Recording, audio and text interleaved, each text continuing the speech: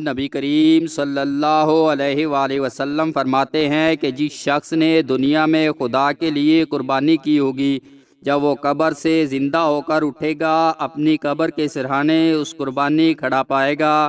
اس کے بال سونے کے تاروں کے، آنکھیں یاقوت کی اور سینگ خالص سونے کے ہوں گے۔ وہ شخص کہے گا، تو کون ہے؟ میں تجھ سے زیادہ حسین و جمیل کسی کو نہیں دیکھا۔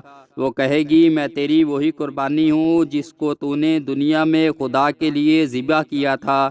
اب تم میری پیٹھ پر سوار ہو جا۔ وہ شخص ہو جائے گا، وہ اسے آسمان و زمین میں لے جا کر عرش کے سائے تلے کھڑا کر دے گی۔ ایک دوسری جگہ فرمایا، جب بندہ اپنی قربانی زمین پر بچھاڑتا اور ذبح کرتا ہے تو اس کے خون کا پہلا قطرہ اس کے گناہوں کا کفارہ ہو جاتا ہے، اور اس کے ہر بال کے عوض ایک ایک نیکی لکھی جاتی ہے۔ لوگوں، خبردار ہو جاؤ کہ قربانی آدمی کو نجات دلانے والی ہے۔ وہ اپنے صاحب کو دنیا و آخرت میں برائی سے رہائی دیتی ہے۔ نیز فرمایا، جس نے قربانی کی اس نے گویا اپنے نفس کو دوزخ سے آزاد کیا۔ قربانی کا جانور پل صراط پر سے ایسا گزرے گا جیسے بجلی چمک گئی۔ ہدایات یاد رہے کہ محض ان ثوابوں پر ہی نظر نہیں رکھنی چاہیے، بلکہ اس دنیا میں بھی قربانی کی اصلی روح حاصل کرنی چاہیے، جس کا ہم نے اوپر بیان کیا ہے۔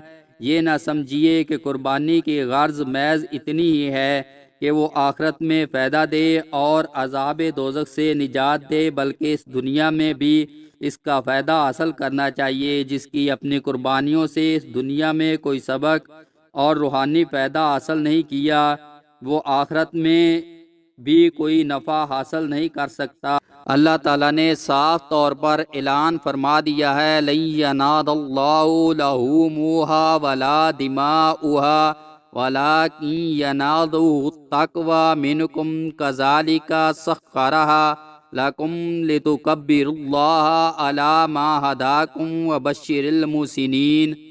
اللہ کو ان کے گوشت اور خون نہیں پہنچتے، لیکن اس کو تمہارا تقویٰ پہنچتا ہے۔ یوں اللہ نے ان کو تمہارے بس میں کر دیا ہے، تاکہ اس بنا پر کہ اس نے تم کو ہدایت کی، اللہ کی بڑائیاں بیان کرو اور نیکی کرنے والوں کو بشارت دے۔ یعنی اللہ کی نظر تمہاری قربانیوں کے گوشت و خون پر نہیں ہے، بلکہ وہ تقویٰ اور نیکی کو چاہتا ہے، اور قربانی سے اس دنیا میں بھی دونوں باتیں حاصل کرنی چاہیے۔ قرآن اور قربانی سابق میں ہم نے لکھا ہے، قربانی ایک اعلیٰ درجے کی عبادت ہے جو قرب الہی کا ذریعہ ہے۔ اس کے متعلق اللہ تعالیٰ اپنے کلام بلاغت نظام میں مذکورہ بالا آیات سے اوپر فرماتا ہے۔ ترجمہ، اور ہم نے ہر امت کے لیے قربانی ٹھہرا دی ہے، تاکہ مویشی چارپائیوں کی قسم سے جو اللہ نے ان کو دیا ہے اس پر اللہ کا نام لیں۔ تو تمہارا معبود ایک ہی معبود ہے، سو اسی کی فرما برداری کرو، اور عاجزی کرنے والوں کو بشارت دے ان کو کہ جب اللہ کا ذکر کیا جاتا ہے تو ان کے دل کانپ اٹھتے ہیں۔ جو اس تکلیف میں صبر کرنے والے ہیں جو ان کو پہنچائے، اور نماز کے قائم کرنے والوں کو جو ہمارے دیے مال میں سے خرچ کرتے ہیں، اور قربانیوں کو ہم نے تمہارے لیے اللہ کی نشانیوں میں سے قرار دیا ہے۔ تمہارے لیے علم میں بہتری ہے، تم ان پر جبکہ وہ 3 پایوں پر کھڑے ہوں اللہ کا نام لو، پھر جب وہ اپنے کسی پہلو پر گر جائیں تو ان میں سے کھاؤ، اور کائنات پیشہ اور مانگنے والوں کو کھلاؤ۔ یوں ہی ہم نے ان کو تمہارے بس میں کیا تاکہ تم شکر کرو۔ ان آیات مبارکہ میں قربانی کی غرض و غایات کو بیان کیا گیا ہے، جس کو ہم تفصیل کے ساتھ پہلے کہے آئے ہیں۔ ان سے ثابت ہوتا ہے کہ قربانی سے مقصود یہ ہے کہ ہم توحید، فرما برداری، عاجزی، صبر اور نماز و زکوٰۃ کے جذبات عالیہ حاصل کریں۔